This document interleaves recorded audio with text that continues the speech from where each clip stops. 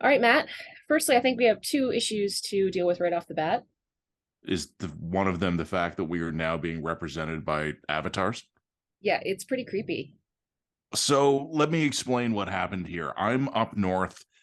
I've had to find a quiet place in order to do this. By quiet place, I mean not being overrun by children. And I did find a place, but the internet bandwidth here has been wonky. So I prioritized audio instead of visual. And when you turn off your video now, one of the options it gives you is to be replaced by an avatar. We could have just done this as a podcast and just ignored the video, but I think the opportunity to make our own avatars was irresistible. So here we are. Yeah, I mean, it's a little bit creepy because it follows your mouth, but it Yeah. also follows your head movement, which just I find to be wild. Anyway, I think this is relatively accurate for me as an avatar. I couldn't get my beard color right. And the only t shirt, like every time I record one of these things, unless it's the dead of winter, I'm just in like one of my bumming around the house t-shirts, and the only ones available had distractingly plunging necklines. And I Mm, know that that would probably help us with a segment of our audience, but I didn't want to be distracting for the rest. fair enough. So also if you're hearing in the background the sound of cars moving back and forth, that's because there has been a bit of a break in the smoke, and I'm going to Yeah. take advantage of it by going outside and recording this in my beautiful deck now that I don't. Your avatar does a really good job tracking your head. I'm whipping mine around and nothing is tracking. Maybe it's just because you're bald. Maybe. Yeah, it's You're probably like it's the video can't record the sides of your head as easily. no, that's probably exactly what it is. It's the explanation for all my problems. Yeah. I want Um, you to explain a problem to me. Firstly, the other thing I want to point out is that we're Ooh. late Oh, in this yeah, no. podcast. That's completely your fault because you've headed off to the cottage like some kind of Laurentian elite monster.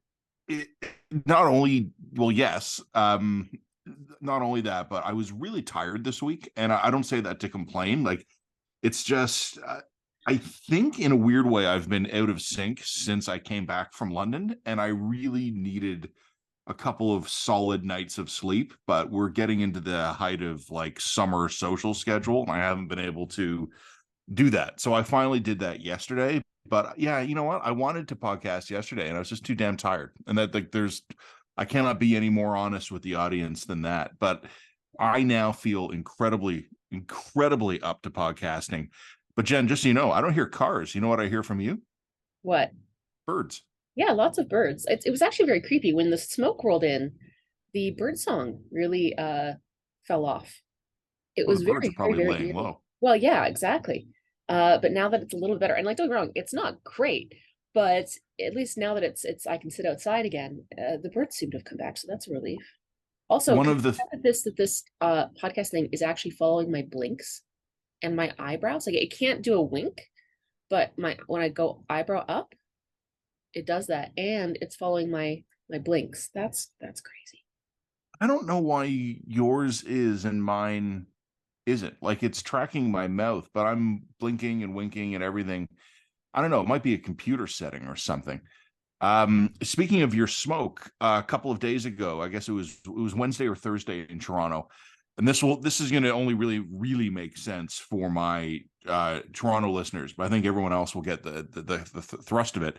I was driving down Eglinton Avenue. I was coming from Scarborough, the Golden Mile shopping area, and I was going home to Leaside, which is just a straight shot down Eglinton. And it was really weird because when I was driving kind of due west, so this part of Eglinton Avenue is elevated a bit. There's quite a few hills, which lets you get, for a couple of minutes, you can look quite a ways north and south.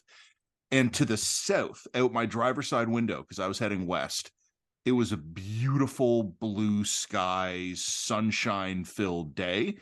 But then as soon as I looked to my right, out the passenger side, it was brown smoke. Hmm. And to give you a perspective of how bad it's been here, I mean, you saw the real apocalyptic that one day it really rolled in, and it was very creepy. It was actually a little bit like a really dark thunderstorm. Suddenly, you know that summer thunderstorm thing where it Yep. suddenly goes dark as night. And the Except color it, of the air changes. but yeah, except it was golden. It was like Yeah. golden red. It was just the most apocalyptic shit ever. And like it hasn't been as bad as that first day, but it also hasn't really let up. Like Uh, it's been not hazardous, but it's been very unhealthy or pretty bad ever since then. So today has been really the first day where I feel like there's been a bit of a break, and it's been really nice because I find the wildfire stuff, it gets very claustrophobic, and I don't know how else mm, to describe it because like you're stuck inside, you really can't go out. You look at the map, you realize it's everywhere you could possibly go, and I just find that it gives me a real sense of claustrophobia. Like I can't just go outside and take a breath. I remember when the first lockdowns began, you had that same feeling. You Mhm. don't do well when you have to stay home. No, I don't. I don't do well when I feel like I'm trapped. Uh, It messes with me. It really fucks with my head. Um, could which is when probably you why were I probably couldn't live in indoors, probably why I couldn't live in Toronto anymore, to be honest with you. I get that feeling. It's dense. When you were indoors in the smoke, could you breathe? Like, did going inside, was that enough? Yeah, I could, but my husband couldn't. My husband has got quite bad asthma, and he's been basically hidden in the basement for the last 3 days because he describes it as like it's like fire through his lungs. What about like a home HEPA filter or something like Yeah, that? well, we've got air purifiers, we've got the whole thing, but it still has the effect of being. It's like the equivalent of he could feel it down to the bottom of his lungs. He could feel like Uh, it was awful. So that sounds terrible. yeah, I'm not as susceptible, so I was a little bit less vulnerable. But I've also been leaving the house. I've been wearing N95 masks if I leave the house, which is Your super. kid's been okay? Kids except last night, Elizabeth got wheezy. Like she woke up in the middle of the night coughing, and she had like that wheeze cough, like that croupy wheeze cough. So I let her, probably a mistake. I let her play outside for about an hour just yesterday. She was just in the Yeah. backyard, kind of getting all huffed up. So I suspect that that was probably too much. So I think we're gonna try and do a we're gonna try to go to the swimming pool today. Try and do something indoor, but still kind of summery. Anyway, this is all rambling off. That has nothing to do with dispatch. I don't know if our audience cares about any of this, except for the fact that it's a personal attachment to the smoke situation. It's no, I mean it is interesting. Like we'll leave it at that, but it was not at the ground level here in Eastern Canada in the way that you guys have been dealing with, but the sun hasn't looked right in days. Yeah. So we're definitely under it here, but it's higher level here.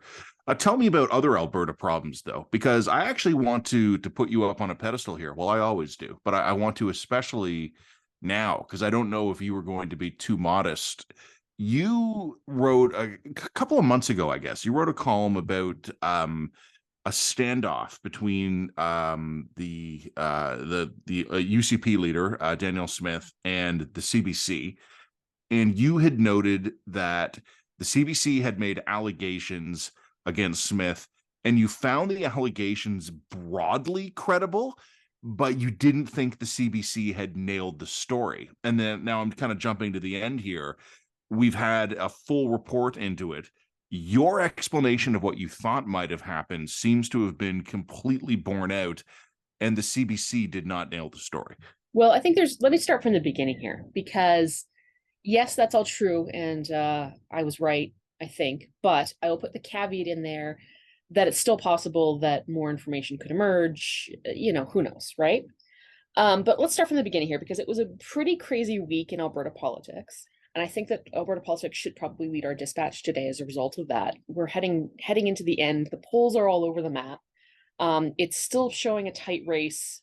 Whether or not the NDP has pulled ahead enough to overcome the comparative inefficiency of their vote is questionable.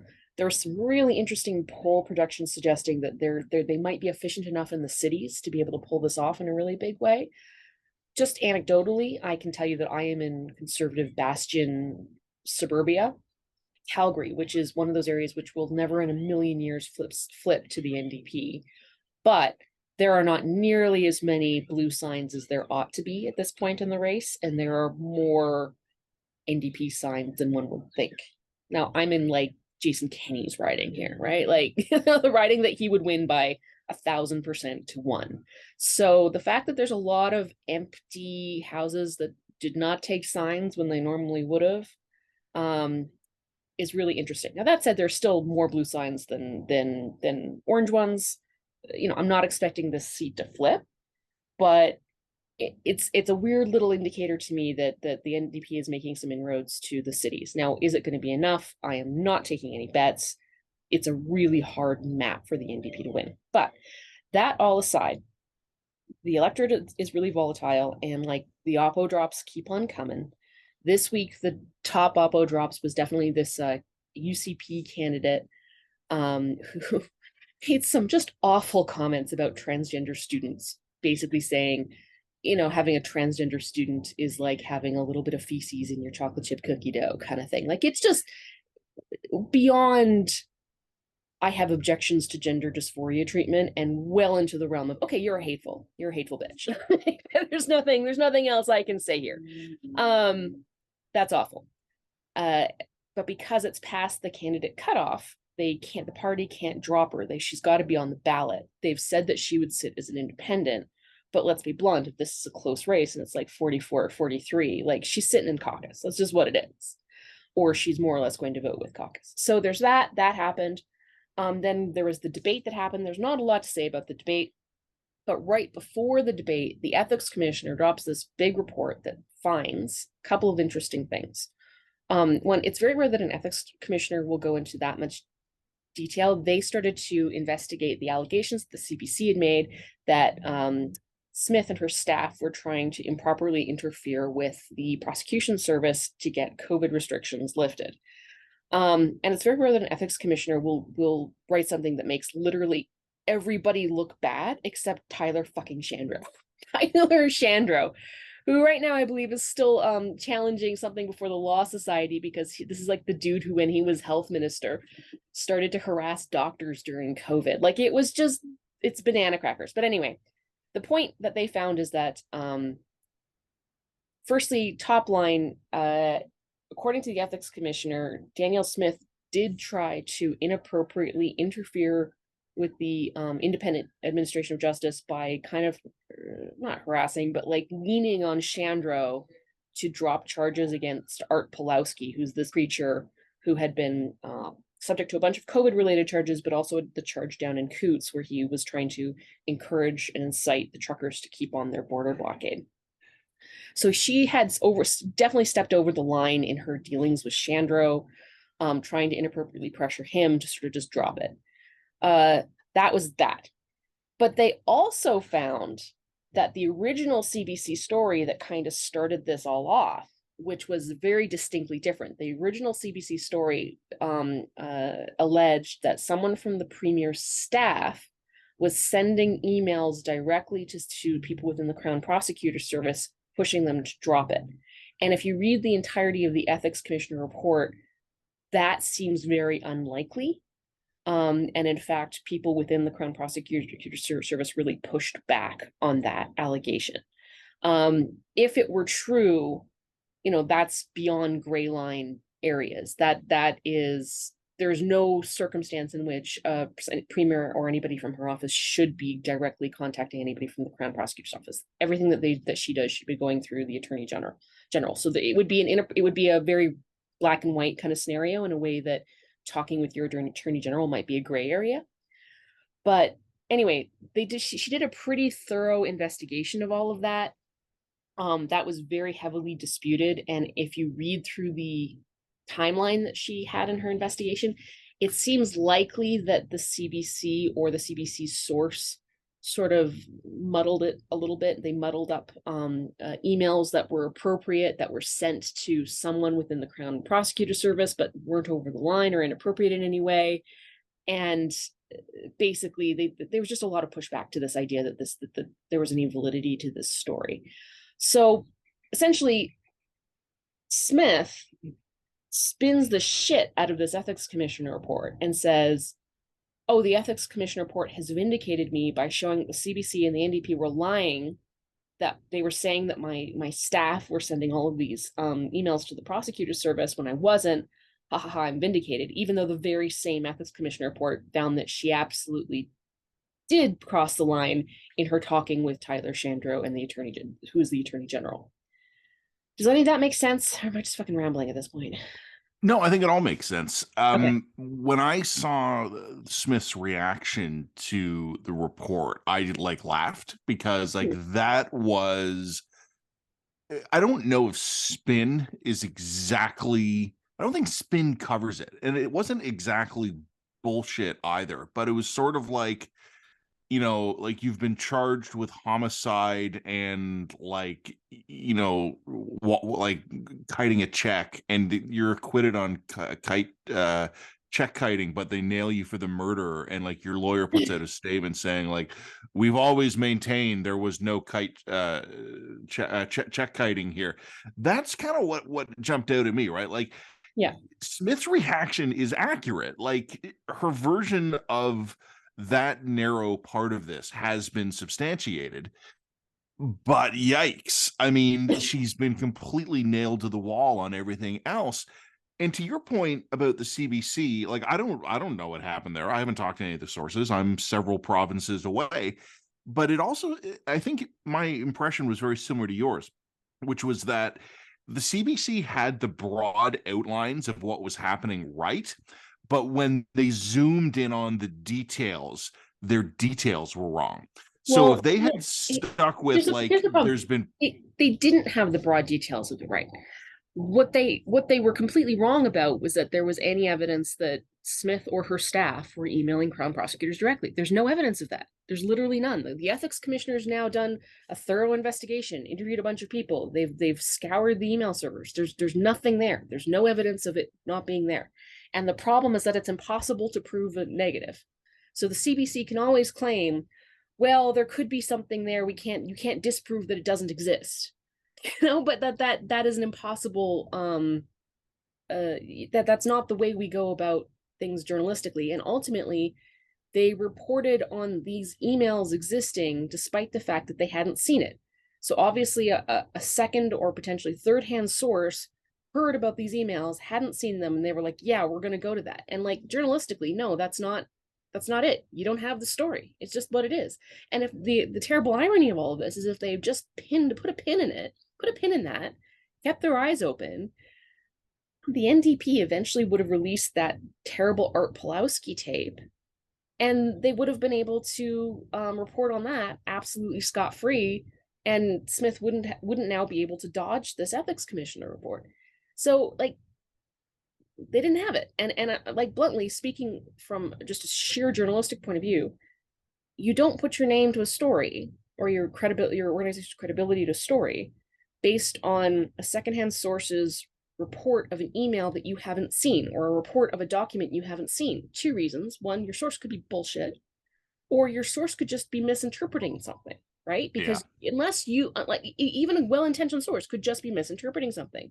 So unless you yourself can put your eyes on the document and confirm for your own satisfaction that your source's interpretation is correct, it's absurd. Like the idea that we could publish damaging reports or damaging allegations based on what an anonymous source says exists in a document.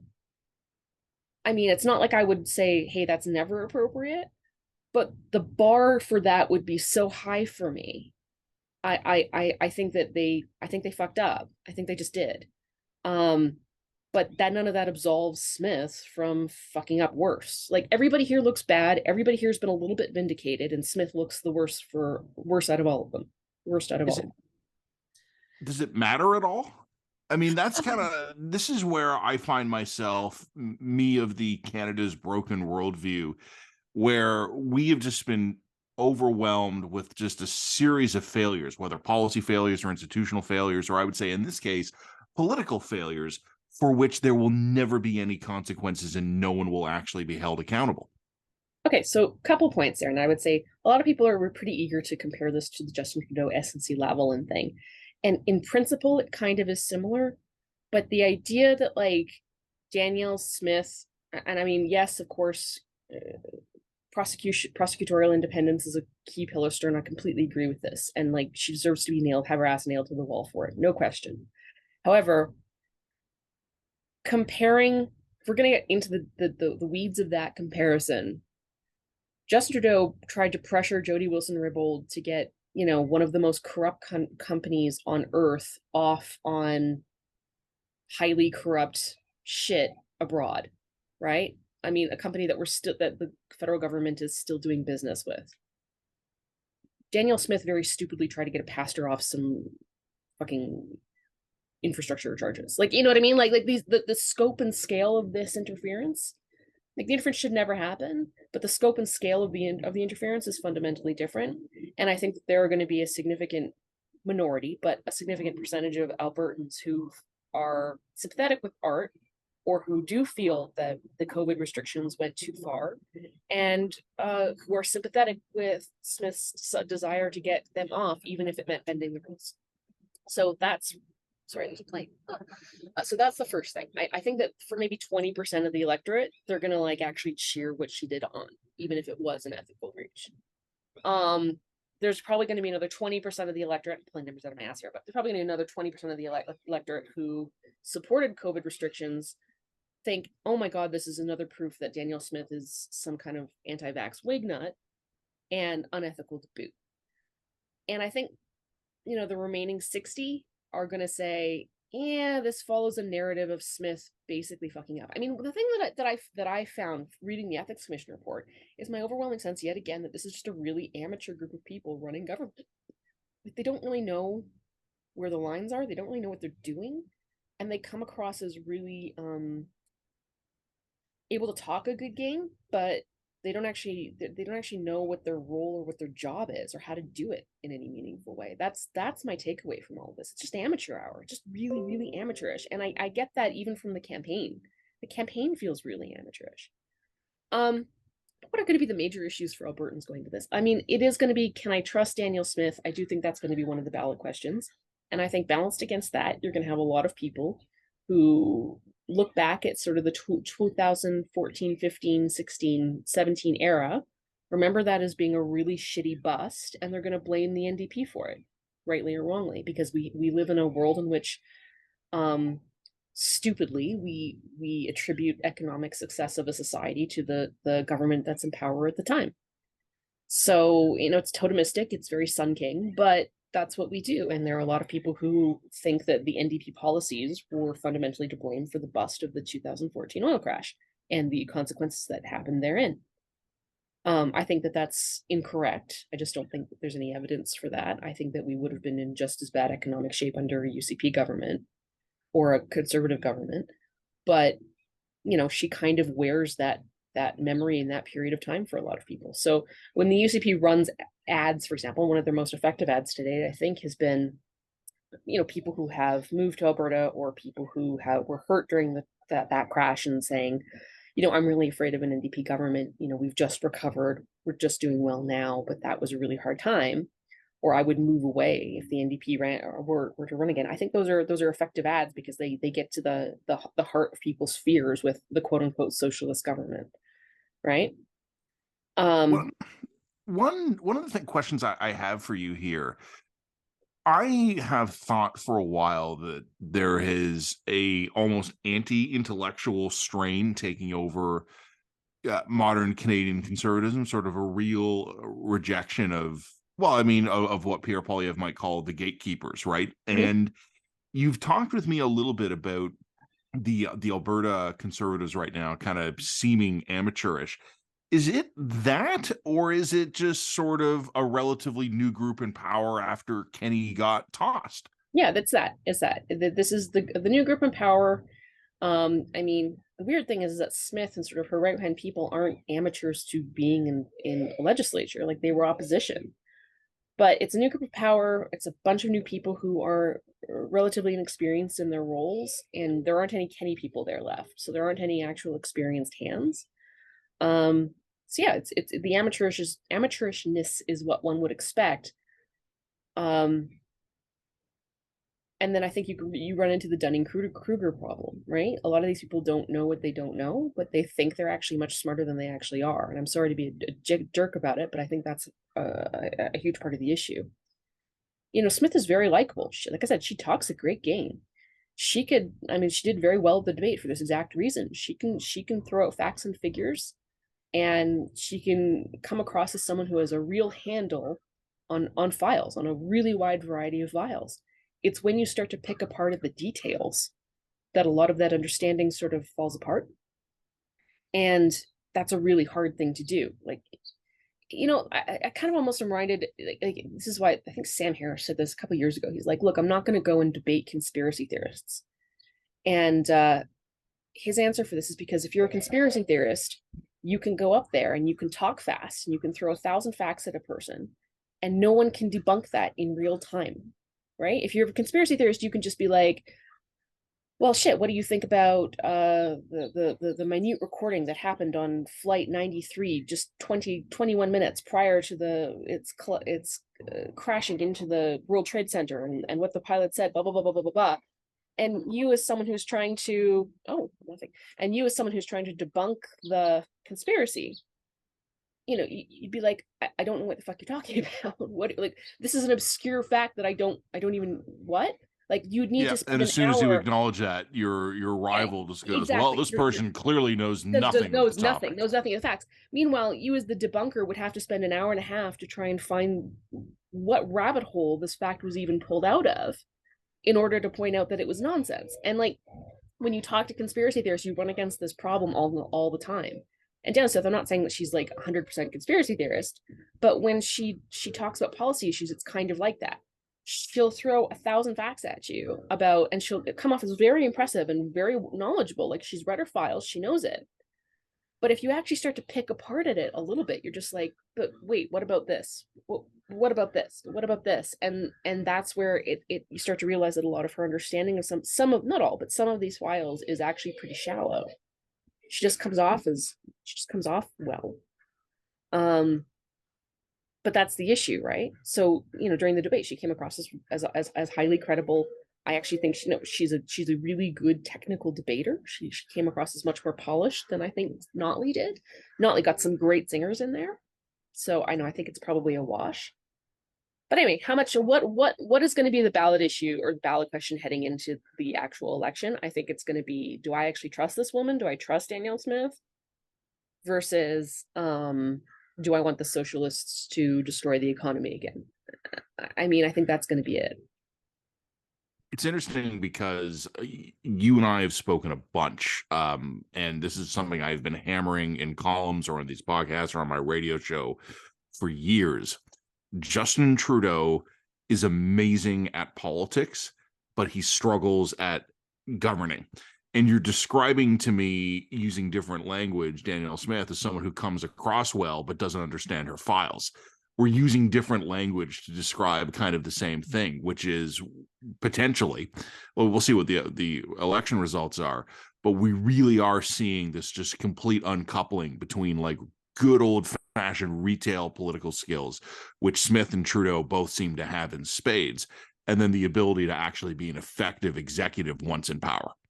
Well, and not on that, but I mean, whose wins are going to be buoyed by the fact that we're probably on an economic upswing due to no fault or credit of any policy in government, just due to macroeconomic factors that are kind of beyond our control. I mean, oil's up pretty high, money's coming into the budget.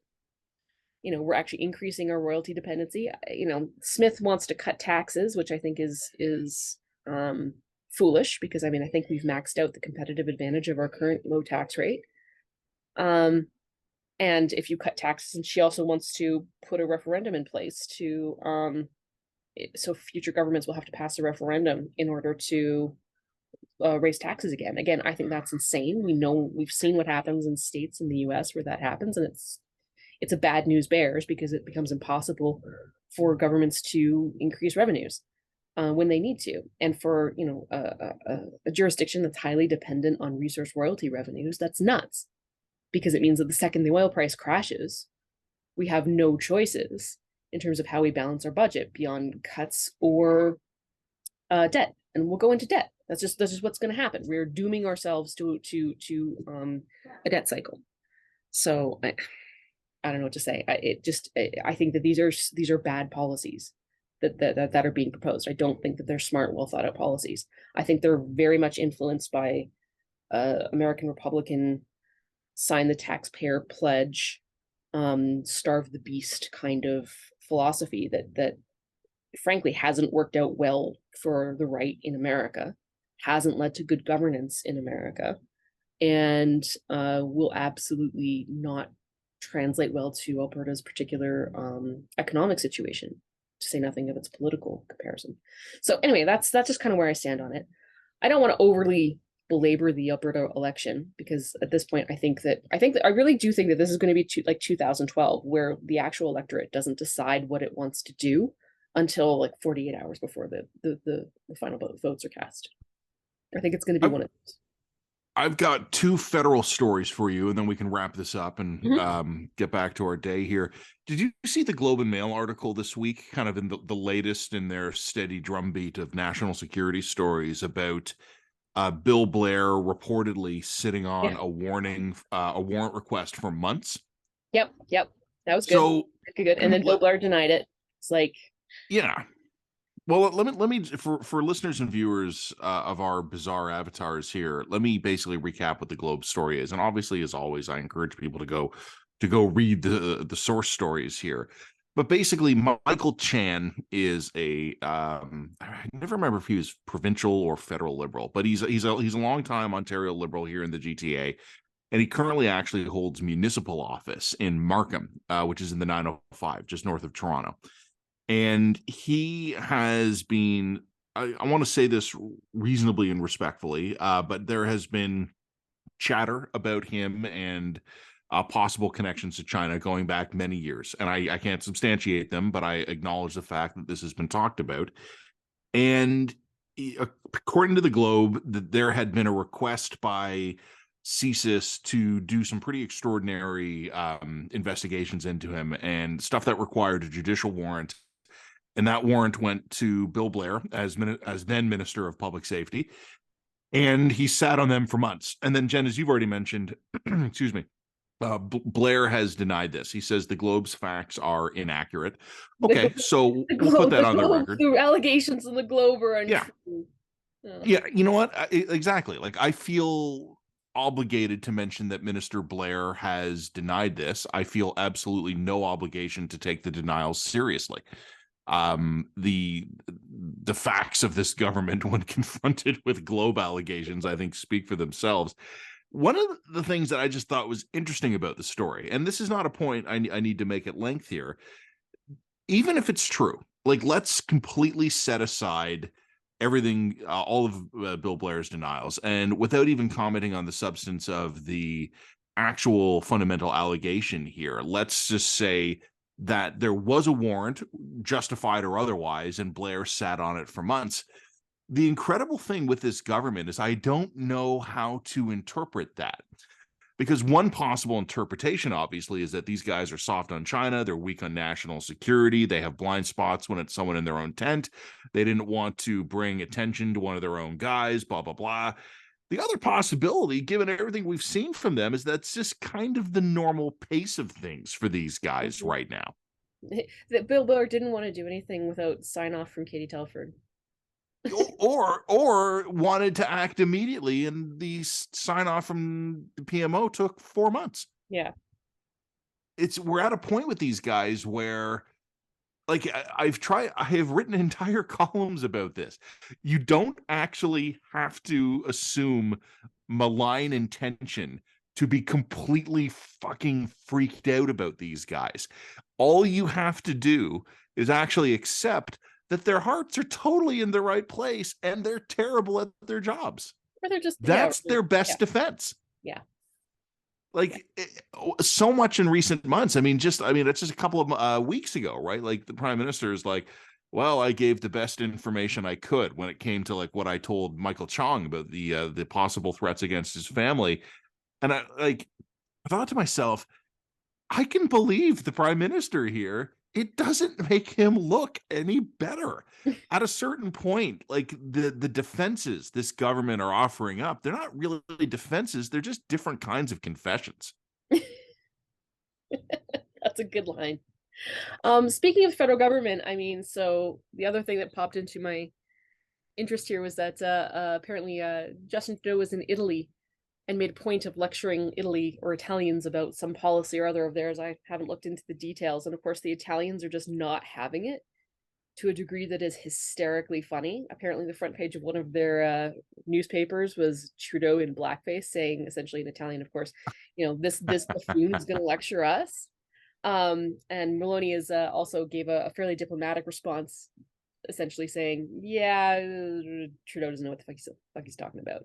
So I don't know. The reason why I think this is interesting is just anybody who thinks that Canada maintains the moral suasion at this point to be lecturing any of our allies on any of their policies, I think is being a bit naive as to Trudeau's actual reputation non-domestically.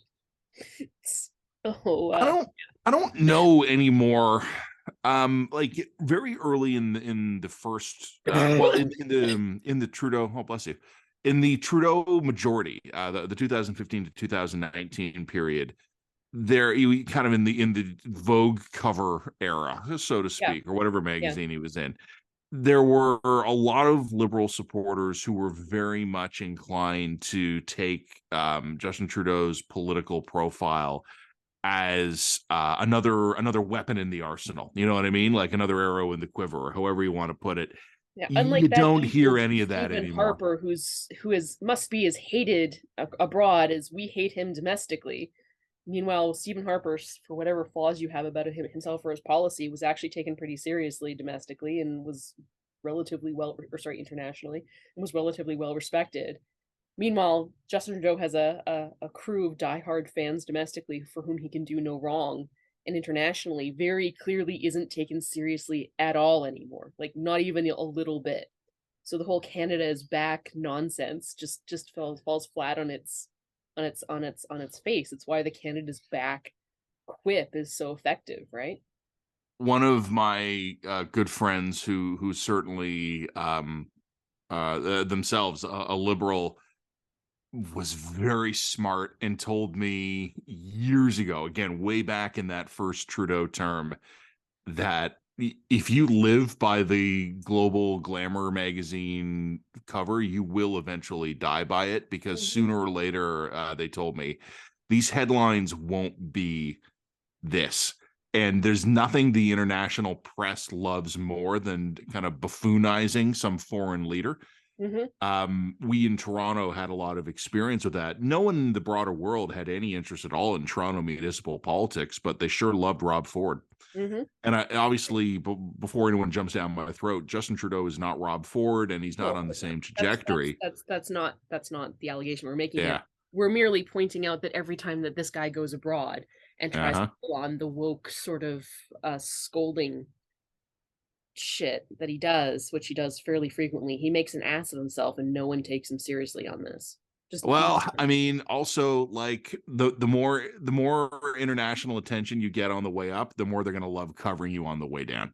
100%. Yeah. Like Also, it's but bluntly, this guy just doesn't have the depth or chops to be a real credit. I mean, also, what was the last? He wanted to be the dean in one of yeah, these. the dean, yeah, of the Dean, yeah. G7, And and everybody everybody just laughed at laughed. this. Like they just laughed. Like because even though he is now one of the more senior members on the international leader stage, he's not he's actually not a stupid guy, but he just doesn't have the sort of philosophical or depth of personality to be taken seriously as a leader globally. It just doesn't. Nobody takes that guy seriously. He's buffooned. He's clowned himself too often. The woke shit, I think, is really run its course. So he's no longer on the side of the pendulum.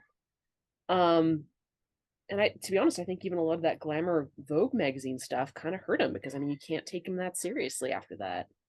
It set him on a pretty high pedestal, and then reality Yeah. came along, plus some blackface photos. So Well, and then you get people like the Japanese prime minister coming to visit us saying, yeah, we could really use some natural gas. And Justin, what did he say in response to that? And also I think it was the German chancellor came and was like, yeah, your natural gas situation that can be sorted. And of course, Justin Trudeau overseeing a country or a confederation that is totally dysfunctional and can't build anything on anything less than a 20-year time frame, if that. I was like, yes, I'm sure that natural gas would be very effective for you. He just explained, yeah, they asked for natural gas, and he said to them, "Hey, do you know how a quantum computer works?" Yeah, exactly. I could totally tell you about quantum computing. So I've got one more federal thing for you here, and then that'll be it for me. You got anything else on your list? No, that's about it. So I want to actually give credit here to Stephanie Levitz of the Toronto Star, one of the parliamentary reporters there for their Ottawa bureau. And Stephanie obviously is a straight arrow reporter, right? Like she doesn't do the crazy columnist stuff She's we can not an do. asshole like us. She's not a broken, fallen person Yeah. like we are here at the line. But she actually made an interesting link, and she did it in a very neutral and newsy way. And this was on my radio show a few days ago, and I've really been thinking about it since. So this week, there was an announcement that there's going to be reformed bail policies. And I confess, I don't have any notes in front of me. I don't remember the details offhand. But basically, after a string of incidents where either police officers or just members of the public were killed by people who were out on bail, and after months of criticism by the police and also the conservatives, the liberals have kind of gone, yeah, we can't defend this. Like, we can't be the guys being asked, why did this person just get killed by this person who'd been arrested for, like, illegal possession of a firearm or a violent offense 6 weeks ago. Hmm. So there's going to be apparently some kind of tightening of bail restrictions for people with certain firearms charges or certain violent offenses. To me, this makes sense. Like, this is long overdue, and I don't say this in a political way, but I'm actually quite open to the idea that we are incarcerating way too many people, but there are certain people we aren't incarcerating nearly enough, such as violent criminals. Like, Mm. this to me is one of those things where we make this a lot harder on ourselves than we have to. We should have very liberal incarceration policies on all nonviolent offenders and very strict incarceration policies on violent offenders. This Hmm. isn't actually hard to do. It's just it gets all wrapped up in the politics. But what Steph had said, and I thought this was really interesting. I hadn't thought of it until she put it this way. She said there's actually been a through line over the last 6 months or so, and it started in the fall with the liberal gun control amendments, and then it went on to the bail reform, and now it actually seems to be moving on to, and we'll see. Like, it's too soon to say for sure, to the idea of kind of safe drug supply and things like that.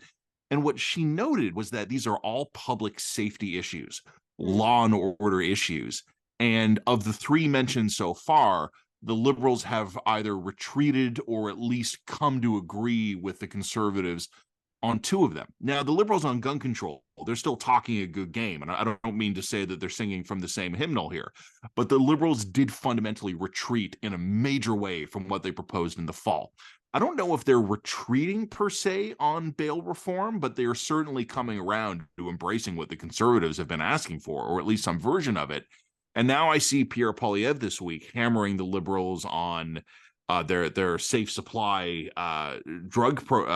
rules here. It just I'm not going to predict how this drug thing goes, but it suggests to me that if nothing else, the liberals are increasingly attuned to the fact that the public is worried about basic public safety issues and that they are adjusting themselves accordingly. Yeah, I mean, it wouldn't surprise me if the next election were a crucially run on crime and order, and that is so the conservative sword issue, right? Crime, order, drug policy. I think it's pretty obvious to me at this point that the liberals have spent themselves on guns. I don't know how much more abortion rhetoric I can take uh from the liberals, bluntly. I think that if the next election is run on tough on crime, bail reform, getting resources back into the justice system, that kind of stuff, I think that it will go a long way for the conservatives and for Polyev, and I think that the liberals know it. I At mean, the very least, how many more random stabbings in a Starbucks or like a transit system? Like oh, how it's many going to keep more? happening for years, though. Like, you and I have talked a lot about this. You cannot turn that ship around in a time scale of less than years. Sure, And in a sure. jurisdiction where Bill Blair sitting on a warrant request for 4 months is not necessarily nefarious, it just might be the normal order of things. If a normal jurisdiction could maybe begin to turn the ship around in 5 years, for us, I'm thinking 10, 15, maybe 25. Well, yeah, and the other, I mean, bluntly, I'm kind of afraid to take my son on the sea train now. Like I'm kind of concerned about that. You know, I that shouldn't be right. I should feel totally comfortable taking my 6-year-old on transit. That's ridiculous. So anyway, that is not a normal status quo that I think that most Canadians accept or would tolerate. Like I always say, the liberals are very good at politics, and I think they've recognized the danger here. Okay, so we were late on this podcast, but we can get this out. For our actual written dispatch, why don't we do that on Victoria Day Monday here? And what my proposal was, Jen, and tell me how you think about this. I will do a Bill Blair public safety medley for my serious blurbs, but I also want to write a light blurb. It's a long weekend. We're heading into the summer. Do you have anything offbeat, quirky, fun to talk about? No, I'm joyless. I Can mean, you? there's a way to do the Italian stuff in a way that's funny. No, I I don't. just mean actually nice. Like, do you have anything nice to share with Oh, the readers? nice. I want nice. All right, I'm going to challenge you to spend a few hours today thinking of something nice and uplifting you could share. Remember, like on Canada Day last year, we did recommendations for like some good sci-fi stuff people should watch. We canceled fireworks here in Calgary, man. Oh, because of the smoke. No, because it's too disturbing for certain communities. Like it's totally nonsense, left wing progressive fireworks are problematic now. Shit. Okay. Well, I'm going to challenge you to reach really deep inside and find something nice to give to our wonderful readers. How's that? Well, the good news is that like I'm sure that the local community associations will do a giant fuck you about it and just put on huge A bunch of fireworks. fireworks anyway. Yeah, like because we're assholes that way, and that's what I love about this city. That is what I love about you guys. Yeah. All right. Well, on that semi cheerful note, Jen, have a wonderful Victoria Day. Have a great long weekend. All right, cheers.